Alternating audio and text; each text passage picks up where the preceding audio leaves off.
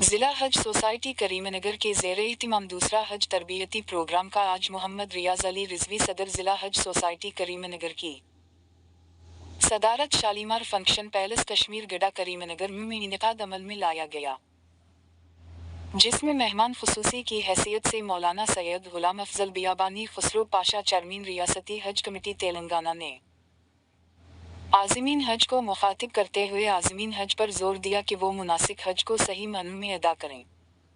जैसे ही बुक्स आएंगे तो आप लोग वैक्सीनेशन ले लीजिए, क्योंकि लाखों आदमी का मजमा रहता है और हज जो है मशक्क़त का नाम है। गए टाइम पर छोटी मोटी तकलीफ हुई, उसका वीडियो बना डाल दिए, वहाँ पे पानी नहीं आ रहा, वहाँ पे लिफ्ट नहीं चल रहा, वहाँ पे कुछ खराब। एक साहब फोन करके बोले गर्मी बहुत है, हम क्या करेंगे उससे, बराबर एसी नहीं चल रहा। वो सऊदी गवर्नमेंट देखती हज मशक्कत है। वो कैसे लोग थे जो पैदल जाकर हज करके आए, सवारियों पे जाके हज करके आए।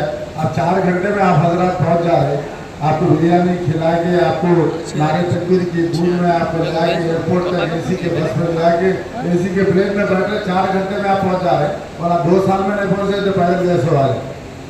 अल्हम्दुलिल्लाह जमाना तरक्की कर रहा, सहूलियात भी बढ़ी है, हुकूमतें भी साथ दे रही हैं और हज सोसाइटी आपकी खिदमत कर रही है, हज कमेटी आपकी खिदमत कर रही है, उलमाए कराम आपकी खिदमत कर रहे हैं। अब हज हाउस पे देखिए ऐसा मंजर हो जाता है कि नौजवान बच्चे आज़मीन के बैगा उठाने आ जाते हैं। हम एक मौका दे कि एक जाने वाले आदमी हाजी के हमें बैग उठाकर हम उनकी गाड़ी में रखते, उसको भी लोग सवाब समझते हैं। बहरहाल आप हजरात से हर एक मरतबा मैं ख्वाहिश करता हूँ, मनासिक सही सीखिए और वॉकिंग की आदत डालिए, और ख़ास तौर पर इसके अंदर जो नौजवान लोग जा रहे हैं वो ज़ईफ़ हजरात का, दूसरे हजरात का ख्याल रखिए।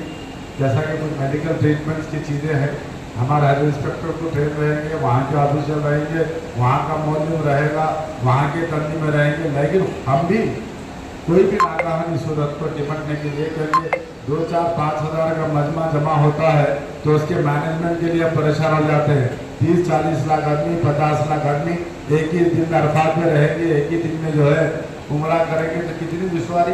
फिर एक जगह का नहीं, आप यहाँ के तो कोई ऑस्ट्रेलिया का, तो कोई अफ्रीका का, तो कोई अफगानिस्तान का, वहाँ का बैक्टीरिया अलग, यहाँ का बैक्टीरिया अलग, वहाँ की सेहत अलग, यहाँ की सेहत अलग, वहाँ की जसारत अलग, यहाँ की जसारत अलग। इन तमाम मरहलों से आपको गुजर के आना है। अल्लाह से उम्मीद है कि सब सेहतमंद जाएंगे और सेहत आफियत से वापस आएंगे। छोटी मोटी तकलीफें तो बर्दाश्त कर लीजिए, एक दूसरे की मदद कीजिए।